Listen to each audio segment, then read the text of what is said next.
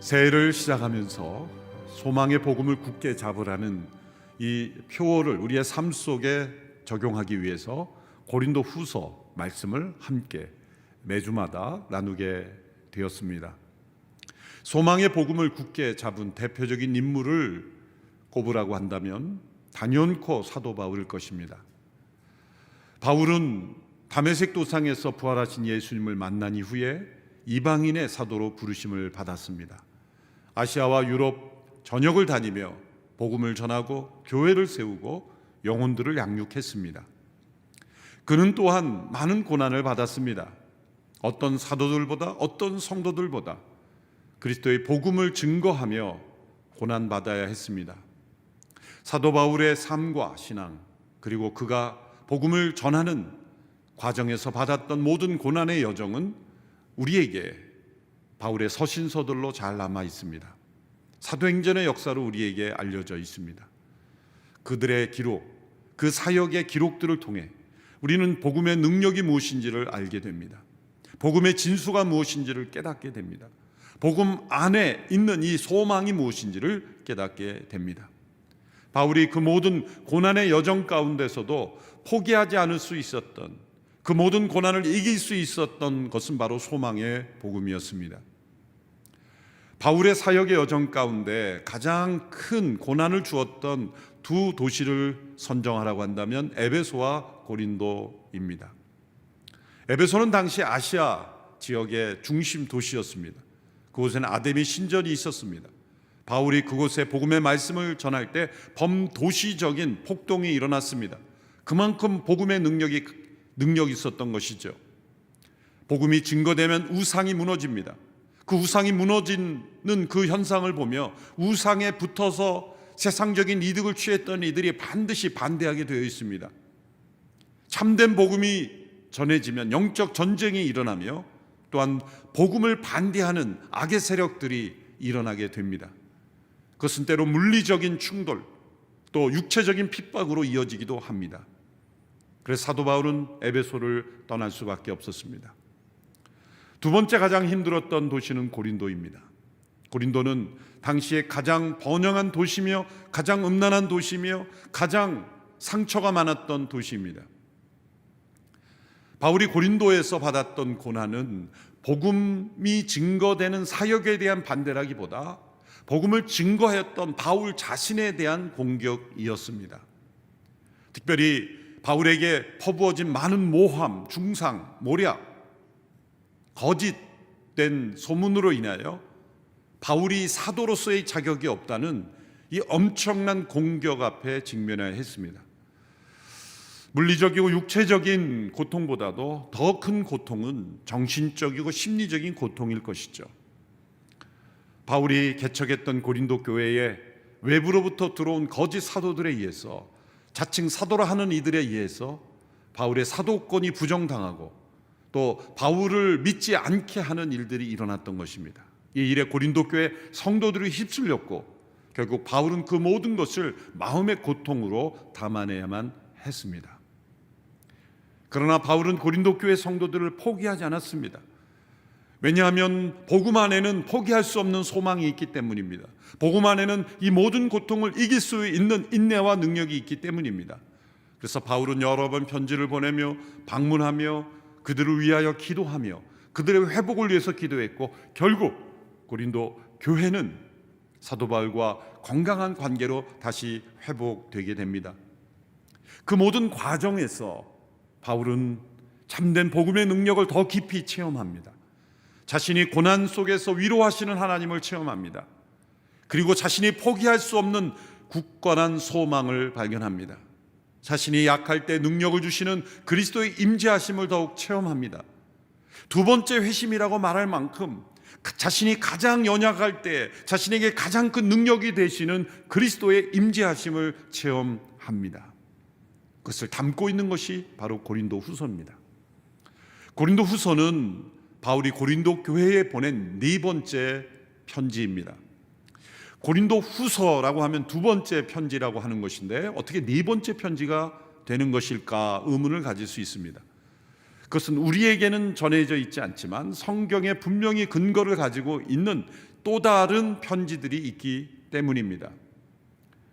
바울과 고린도 교회와의 관계는 이 편지들을 어떻게 주고받았으며 왜 주고받았으며 그것에 대한 반응이 어떤 반응인지에 따라서 달라지는 것입니다. 그래서 고린도후서 전체를 이해하기 위해서, 그 말씀들을 이해하기 위해서는 바울과 고린도 교회 성도들 간에 주고받은 이 편지들이 아주 중요한 배경이 됩니다. 그래서 오늘 첫 시간이기 때문에 이 편지들을 개괄적으로 잠시 살펴보고자 합니다. 바울이 고린도 교회에 보낸 첫 번째 편지는 고린도전서 5장 9절에 근거합니다. 나는 내 편지에 여러분에게 음행하는 사람들과 어울리지 말라고 썼습니다. 주 53년 말에 이 편지를 쓴 것으로 추정합니다. 이 편지는 우리에게 남아있지 않죠. 이 편지는 바울이 고린도 교회 안에 음행하는 자들, 우상숭배, 탐욕과 약탈하는 자들이 있다라는 것을 알게 된 직후에 보낸 겁니다. 그들에 대한 경고, 그들에 대한 올바른 치리, 올바른 권면, 공동체가 그 죄를 정결케 하는 일에 앞장서야 된다는 것을 권면하는 편지였습니다. 그 후에 바울은 이 편지에 대한 응답을 받습니다. 역시 고린도전서에 그 응답이 나오는데요, 글로의 집 사람들을 통해서 이 편지에 대한 응답을 받았다는 것이 나옵니다. 1장 11절이죠. 내 형제들이여, 글로의 집 사람들을 통해 여러분에 대한 말, 곧 여러분 가운데 다툼이 있다는 말을 내가 들었습니다. 또한 스데바나와 그 일행이 바울에 대한 또 다른 소식을 전해줍니다. 7장 1절입니다. 고린도전서, 이제 여러분이 써보낸 질문에 대해 말하겠습니다. 고린도 교회 성도들은 바울이 첫 번째 보낸 그 권면의 편지에 대하여 여러 가지 의견을 보냈습니다. 그리고 거기에 대해 질문도 보냈습니다. 바울이 자신이 보낸 첫 번째 편지에 대한 응답으로 받은 그 내용에는 많은 질문이 있었죠. 거기에는 결혼의 문제, 우상의 제물에 관한 문제, 그리고 성령의 은사들에 관한 문제, 많은 문제들을 담고 있습니다. 그런데 그 소식들과 함께 바울은 안타까운 소식을 듣습니다.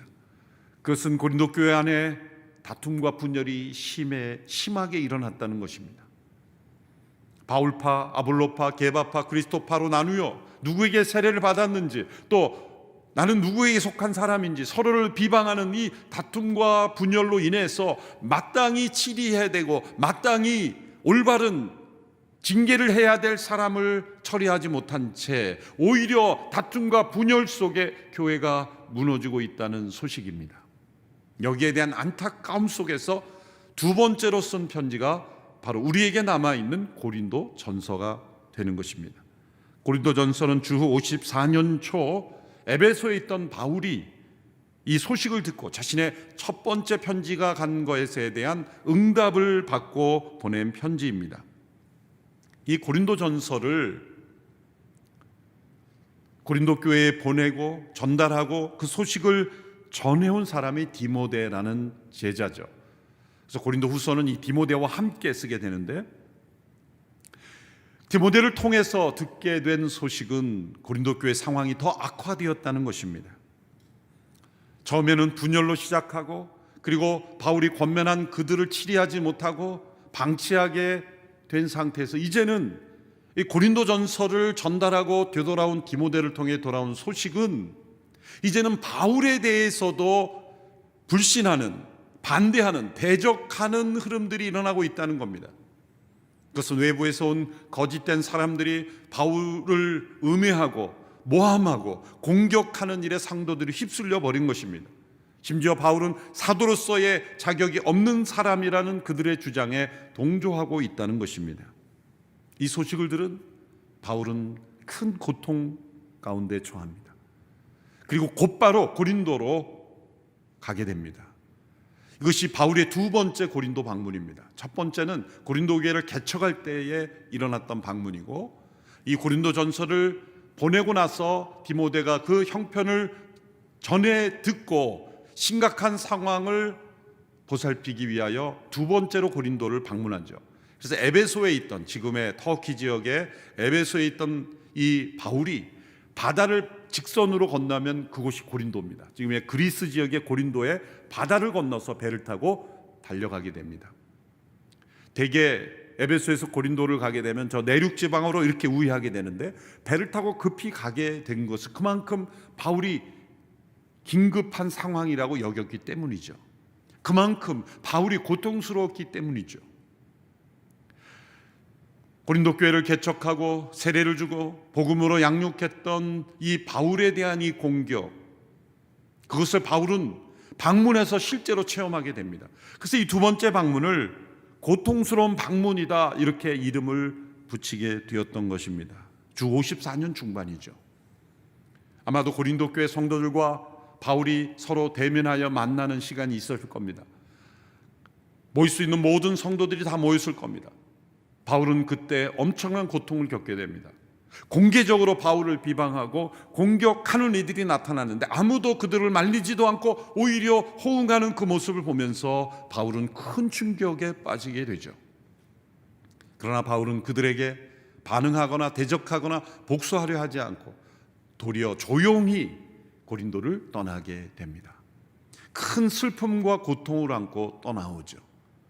침묵하며 떠나는 그 뒷모습을 향해 도리어 연약한 자다, 무능한 자다, 사도로서의 자격이 없는 자다, 그렇게 비방하는 소리를 들으며 고린도를 떠나옵니다. 그래서 바울은 포기하지 않았습니다. 그 고린도 교회를 향하여 세 번째 편지를 쓰게 됩니다. 이 세 번째 편지에는 고통스러운 눈물이 담겨 있습니다.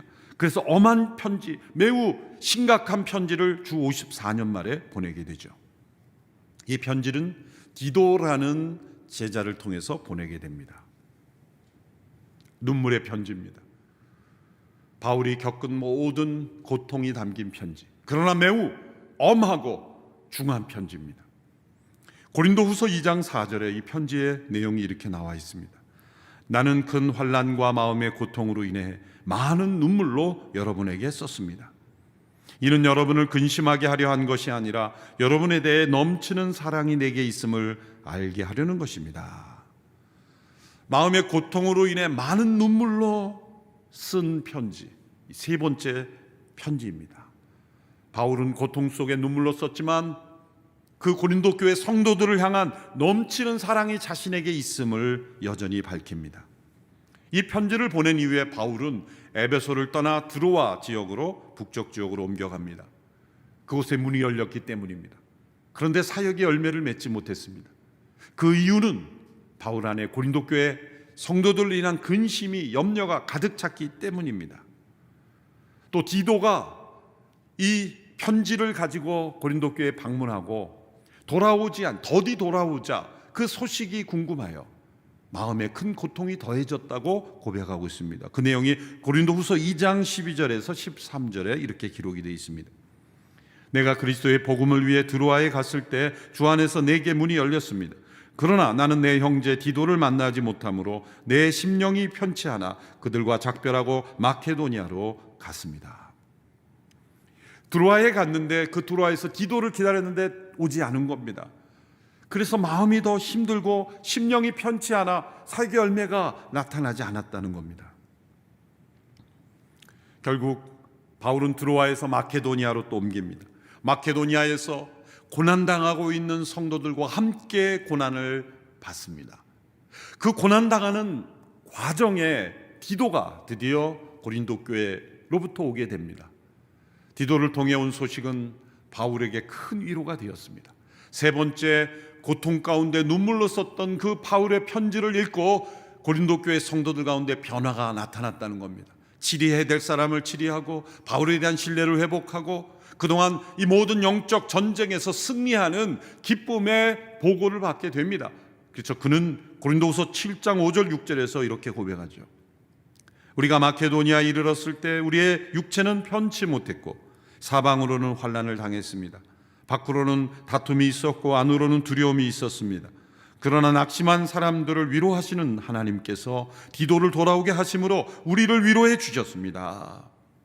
마케도니아에서 함께 환난 가운데 있을 때 디도가 전해진 이 소식, 고린도 교회에 대한 소식이 그의 마음을 위로해 주었다는 겁니다. 하나님께서 바울의 기도를 응답하신 겁니다. 자신을 대적하는 무리를 향하여 넘치는 사랑으로, 포기하지 않는 소망으로 대했던 그 열매가 맺어진 겁니다. 도무지 변화될 것 같지 않았던 고린도 교회 성도들, 거짓과 음모에 휩쓸려서 영적인 아버지인 바울을 대적했던 그들이 회개하고 다시 돌아오는 모습이 있었다는 겁니다. 이로 인해서 바울은 큰 위로를 경험하게 됩니다. 하나님이 살아계시는구나. 하나님이 내 기도에 응답하셨구나. 하나님은 이 복음 증거의 역사가 고린도에서 더 능력 있게 일어나기를 원하시는구나. 하나님은 고린도 교회를 포기하지 않으셨구나. 바울은 소망을 품고 위로를 경험하게 되었다는 것입니다. 디도로부터 이 소식을 받고 네 번째로 고린도 교회에 이 소망 가운데 보낸 편지가 바로 고린도 후서입니다. 그러므로 성경의 순서대로는 고린도 후서지만 이 바울과 고린도 교회의 관계에서는 네 번째 편지가 되죠. 주후 55년에서 56년에 기록되었을 것으로 추정됩니다. 그래서 이 고린도 후서에는 이 바울과 고린도 교회와 관련되었던 이 갈등과 고통의 여정이 담겨 있어요.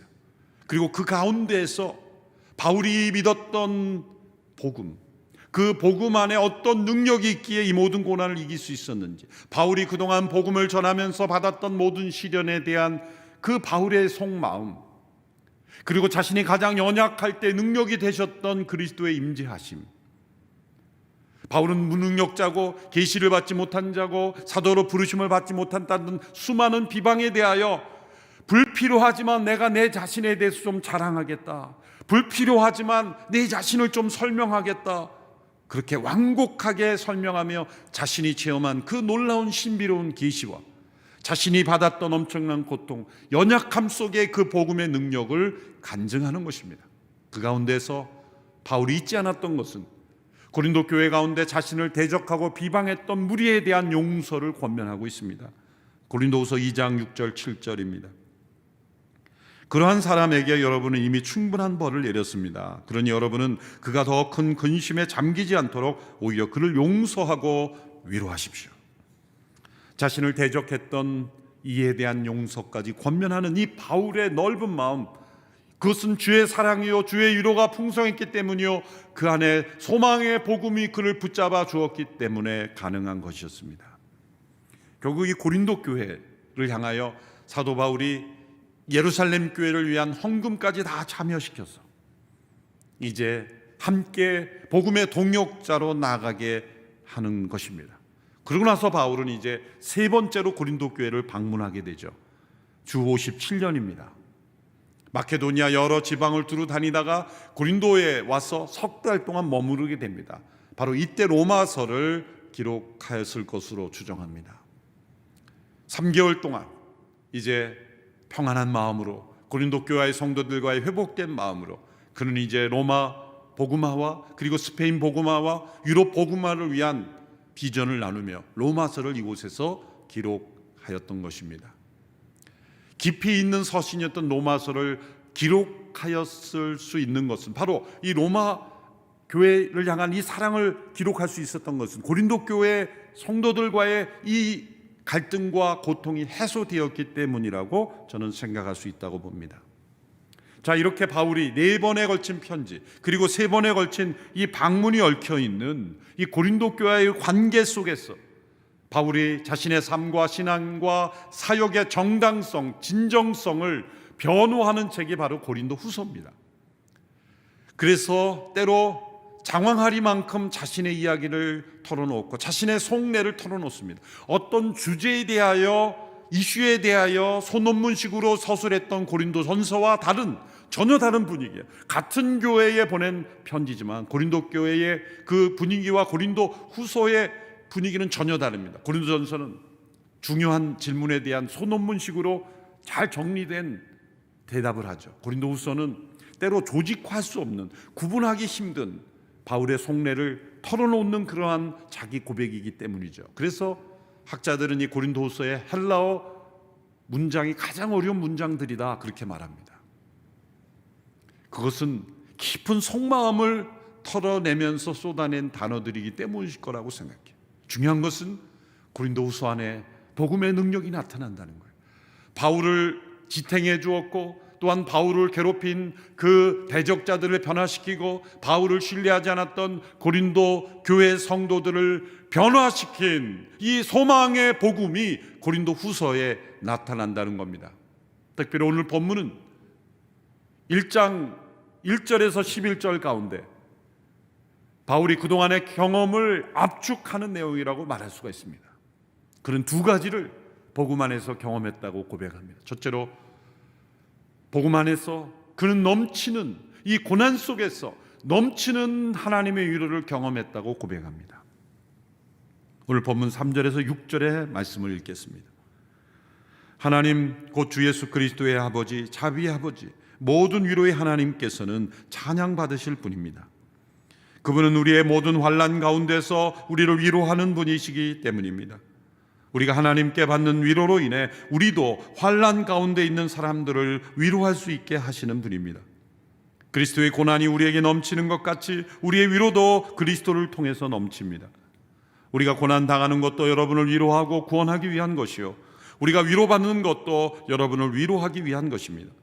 이 위로가 여러분 가운데 역사함으로 여러분이 우리가 당하고 있는 것과 동일한 고난을 당할 때도 잘 견뎌내게 된 것입니다.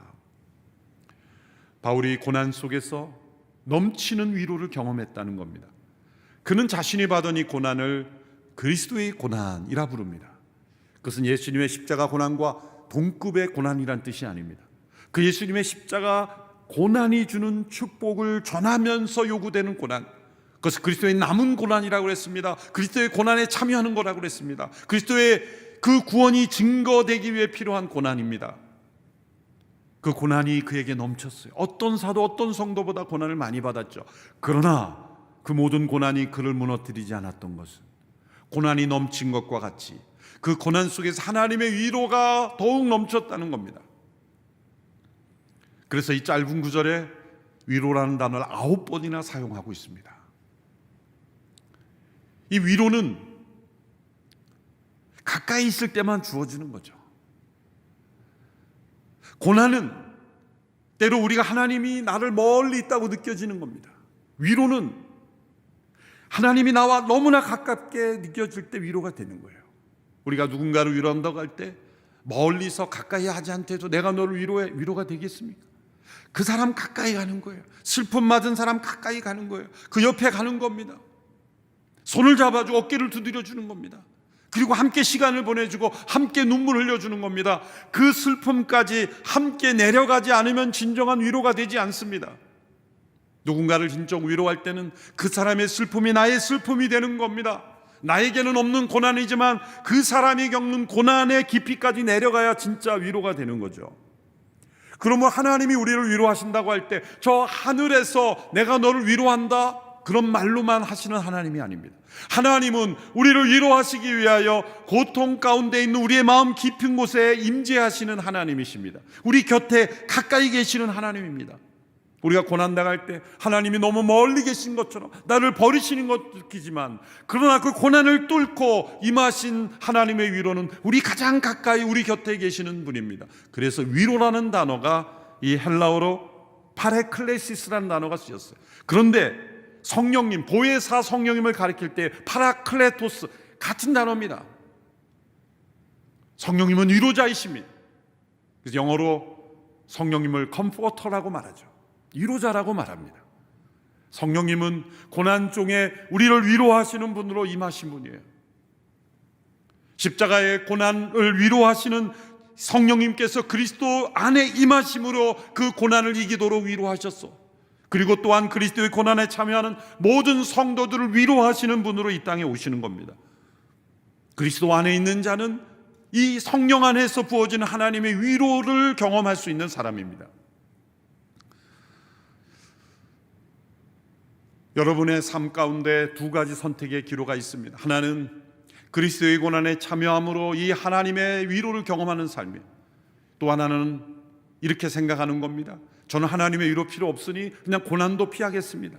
고난도 없고 위로도 없는 삶, 그러나 고난을 통하여 하나님의 위로를 경험한 삶, 두 가지 삶 중 하나를 선택하라고 할 때 여러분 어떤 삶을 선택하시겠습니까? 대개는 저는 하나님의 위로 안 받아도 좋으니 고난도 없는 편이 좋겠습니다라는 마음이 우리 마음속에 들 수 있습니다. 그러나 하나님의 위로는 우리의 고난을 다 씻어내고도 남는, 그리고 그 고난 속에 기쁨을 발견하는, 그리고 그 고난의 속에 임하신 하나님의 위로를 경험하기에 두려워할 필요가 없이 우리는 담대하게 이 고난을 받을 수 있습니다.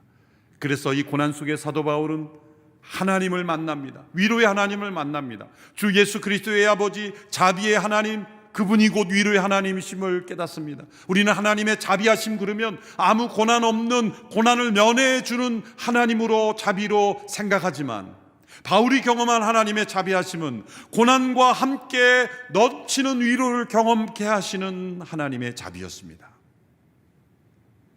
이 하나님의 위로는 우리로 하여금 또 다른 사람을 위한 위로자가 되게 하십니다. 하나님의 위로는 결코 머무름이 없습니다. 하나님의 위로는 또 다른 사람에게 위로자가 되게 하십니다. 어느 인도의 원주민 마을에서 일어난 일입니다. 그 원주민 마을의 어느 여인이 두 아들을 잃게 되었어요. 그녀는 슬픔 속에 매일매일 같은 말만 되풀이했습니다. 제게는 아들이 둘이 있었는데 둘 다 모두 내 곁을 떠나버렸습니다. 만나는 사람마다 그녀는 정신 나간 사람처럼 이 말만 되풀이했습니다. 누구의 위로도, 누구의 용기 불어넣어 주는 것도 다 거절했습니다. 그 말에 사역하던 한 선교사님이 그 원주민 여인에게 이렇게 말했어요. 함께 사역하던 한 여자 선교사님, 흰옷을 입고 사역하는 그 선교사님을 가리키며, 저 여인 보이시죠? 저 여인도 당신과 똑같이 두 아들을 잃어버린 여인입니다. 그 원주민 여인은 그 선교사님에게 달려갔습니다. 선교사님도 저처럼 두 아들을 잃은 여인이라는 거죠. 맞습니다. 저도 당신과 동일하게 두 아들을 잃은 여인입니다. 그러나 저희 아들들은 지금 예수님과 함께 있습니다. 그리고 저도 예수님과 함께 있을 것입니다. 그래서 우리는 함께 만나게 될 것입니다. 그 여인의 손을 잡고 복음을 전해 주었습니다. 이 원주민 여인은 마음을 열고, 이 여선교사님이 자기와 같은 고난 속에 있음을 알고 마음을 열고 예수님의 십자가의 은혜를 받아들이고 그 선교사님을 따라 양육을 받고 귀한 동역자로 변화되었다는 이야기입니다. 하나님의 위로는 우리로 하여금 또 다른 사람을 위로하게 하시는 하나님의 은총 통로입니다.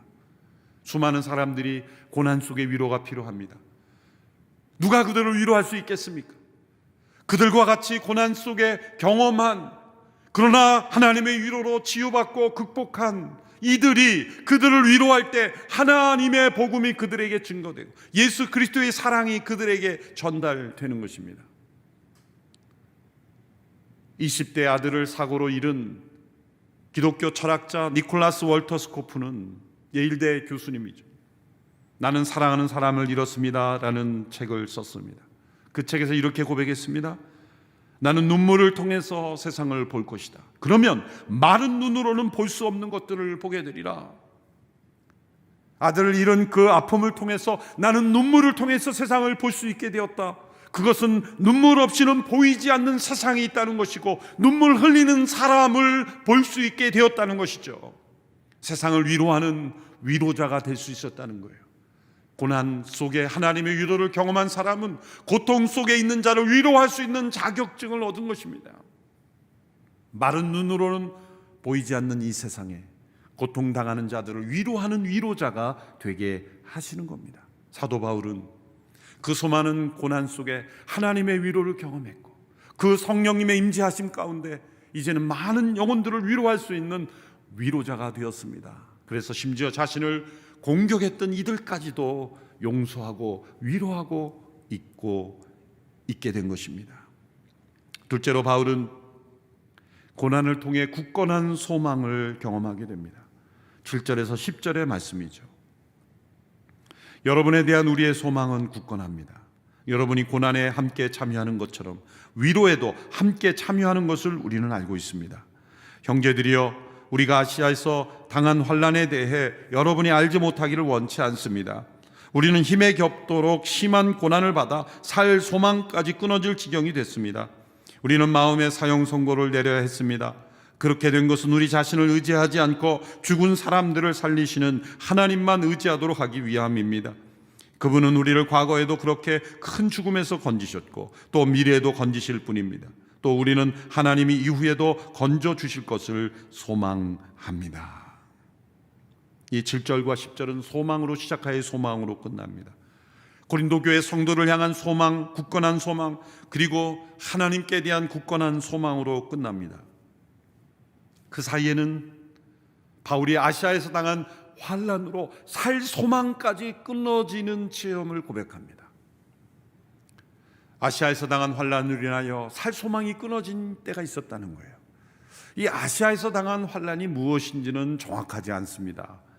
바울은 이 편지에서 아시아에서 당한 환난에 대해 여러분이 알지 못하기를 원치 않습니다. 알기를 원한다 그랬는데 사실은 정확하게 알 수 있는 정보는 없어요. 우리가 아쉬운 부분이죠. 학자들이 여러 개로 추정합니다. 아시아에서 당한 환난이라 그랬으니 아시아에서 가장 많이 사역한 지역이 에베소입니다. 그래서 에베소에서 당한 환난을 추적해 보면 사도행전 19장에서 아데미 여신상, 아데미 여신을 섬기는 사람들이 경제적인 위축이 되자 폭동을 일으켜서 바울 일행을 쫓아내는 그 체험. 그러나 후반부에 보면 이 에베소 시청 공무원이 나와가지고 그 폭동을 진압합니다. 강제 진압이 아니라 너희들이 불만 있으면 법정에 고소를 하라, 이런 방법은 안 된다 그래서 해산을 시킵니다. 그래서 결국 떠났죠. 그러니 바울이 그렇게 해산된 그 폭동 정도로 살 소망이 끊어졌을까? 그것에 의아함이 있는 거죠. 그러면 무엇인가? 또 고린도전서 15장 32절에 보면 에베소에서 맹수와 싸웠다, 이런 표현이 나오죠. 만일 내가 에베소에서 인간적인 동기로 맹수들과 싸웠다면 내게 무슨 유익이 있겠습니까? 에베소에서 진짜 맹수와 싸운 것일까? 라고 한다면 거기에도 의문이 생깁니다. 왜냐하면 당시에 맹수로 원인 경기장에 던져진 사람들은 대개 노예계층, 또 심각한 범죄를 저지른 죄인들이기 때문입니다. 바울은 그러한 신분도 아니었죠. 로마 시민권자였죠. 그가 그런 심각한 범죄를 저지를 리도 없습니다. 그러므로 여기서 맹수는 바울을 맹렬하게 대적했던 대적자들 혹은 악한 세력을 은유적으로 표현한 것이라고 보는 것이 더 맞겠죠. 그렇다면 이 사도행전이나 다른 기록을 통해서는 이 바울로 하여금 살 소망까지 끊어지게 할 위기가 무엇인지는 정확하지는 않습니다. 추정해 보는 것은 성경이 기록되지 않는 어떤 감옥에 투옥이 됐다든지, 그래서 사형 선고가 내려졌다든지, 혹은 여행 기제에 어떤 죽을 수 있는 건강에 심각한 그런 문제가 생겼다든지, 그런 것들이죠. 또 어떤 분은 바울은 이 육체적인 고난으로 살 소망이 끊어질 사람은 아니다. 왜냐하면 배고픔과 목마름과 매맞음과 옥에 갇힘, 심지어 감옥에 갇혀서 빌립보서를 기록해서 기뻐하라고 권면한 사람 아닌가. 그런 모든 것들은 다 인내했다. 그걸 오히려 살 소망까지 끊어지게 한 것은 오히려 이 고린도 교회 성도들의 이 반역과 대적이었을 것이다. 정신적인 심리적인 충격이었을 것이다. 매우 설득력 있죠. 그리고 이 모든 고난이 합쳐져서 이 고난이 누적되면 한순간에 심리적으로 소위 패닉 상태가 올 수 있는 거죠. 큰 우울과 절망이 올 수 있는 거죠. 그러나 다 정확하지는 않습니다. 중요한 것은 바울이 살 소망까지 끊어지는 환난이 있었다는 거예요. 그 가운데 그는 어떻게 소망을 찾았습니까? 그 구절 바로 다음 구절에 바울은 이런 말씀을 합니다. 우리는 마음의 사형 선고를 내려야 했습니다. 마음의 사형 선고를 내렸다는 것이 스스로 죽기를 결심했다는 뜻인가? 아닌가입니다. 만일 앞의 구절, 심한 고난을 받아 살 소망까지 끊어질 지경이 됐습니다로 연결해 해석하면 그냥 죽고 싶어, 그냥 목숨을 끊고 싶은 그런 마음이 들었다고 해석을 할 수 있는데, 이것을 다음 부분, 근데 이 구절이 마음의 사형 선고를 내려 했습니다부터 시작하기 때문에 다음으로 연결해 해석하는 것이 맞습니다. 그것은 우리 자신을 의지하지 않고 하나님만 의지하기 위함입니다라고 연결하면 이 마음의 사형 선고란 무엇입니까?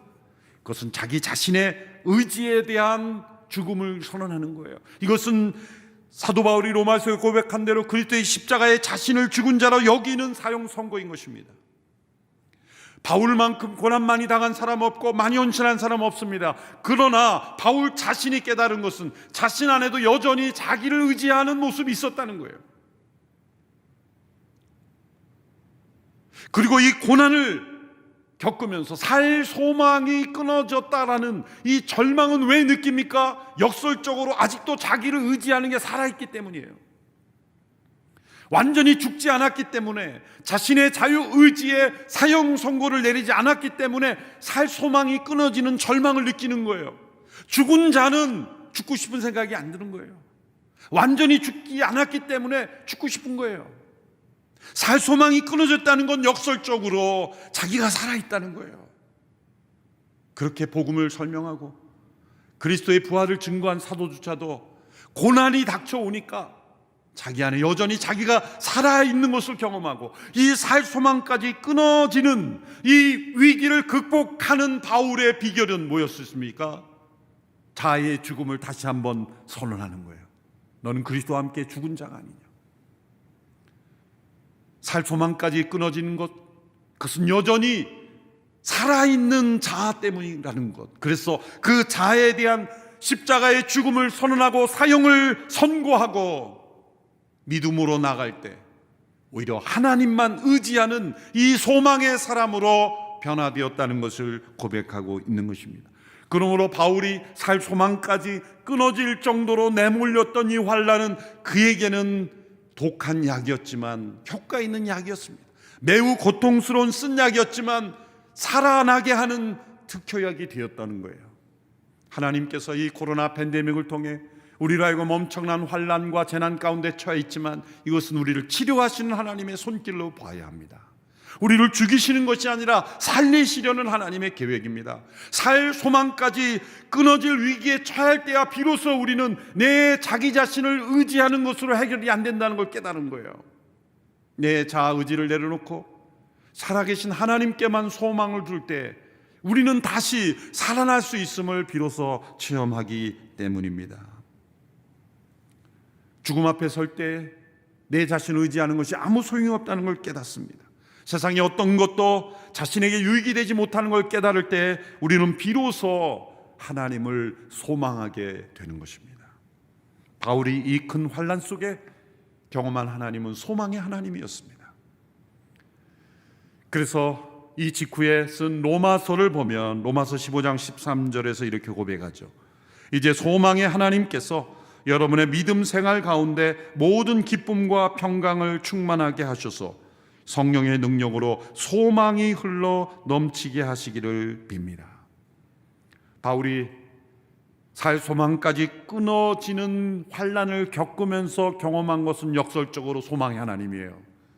그것은 우리의 마음에 사형 선고를 내리는 믿음의 결단을 통과해야 하는 것입니다.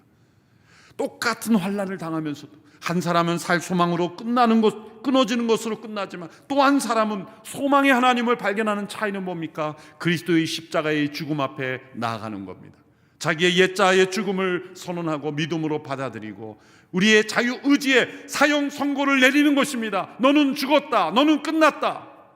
살 소망이 없다는 것은 너가 아직 살아있다는 증거이므로 죽음을 선언할 때 죽은 자는 죽음에 대한 두려움이 없는 것이죠.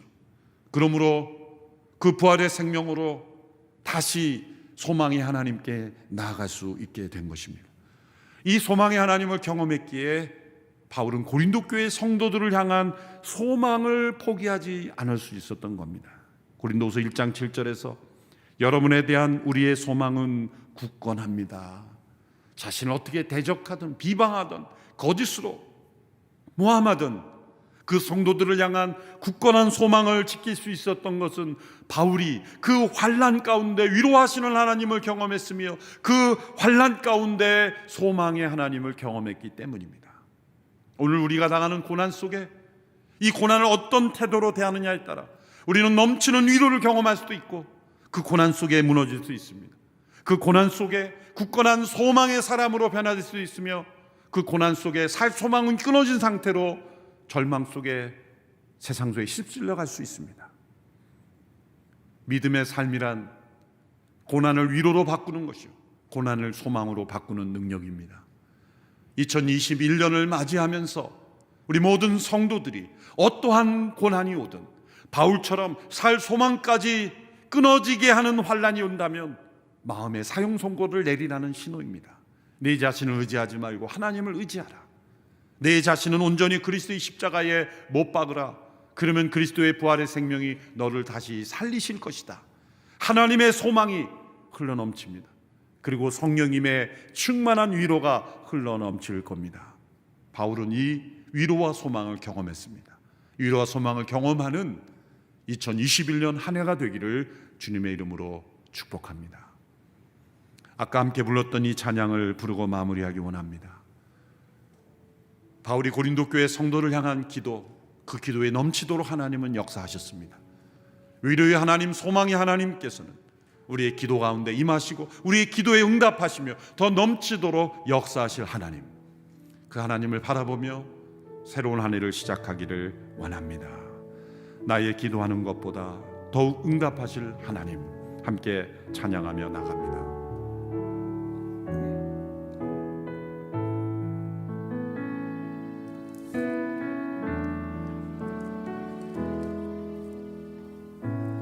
나의 기도하는 것보다 더욱 응답하실 하나님, 나의 생각하는 것보다 더욱 이루시는 하나님, 우리 가운데 역사하신 능력대로 우리들의 간구함을 넘치도록 능히 하실 주님께 모든 영광과 존귀 찬양과 경배를 돌릴지어다.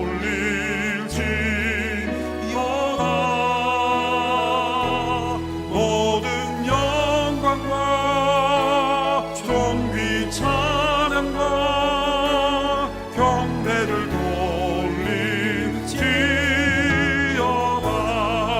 나의 기도하는 것보다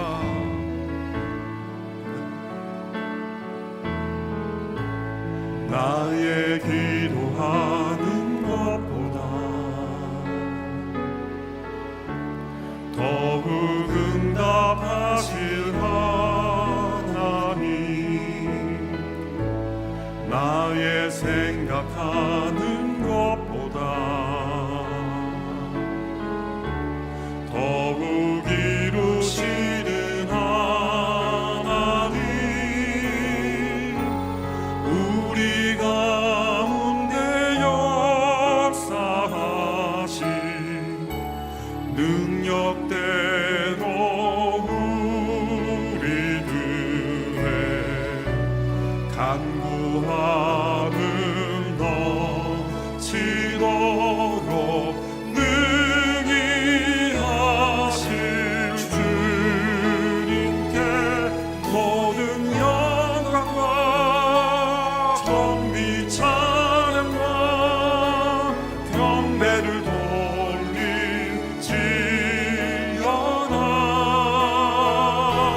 모든 영광과 존귀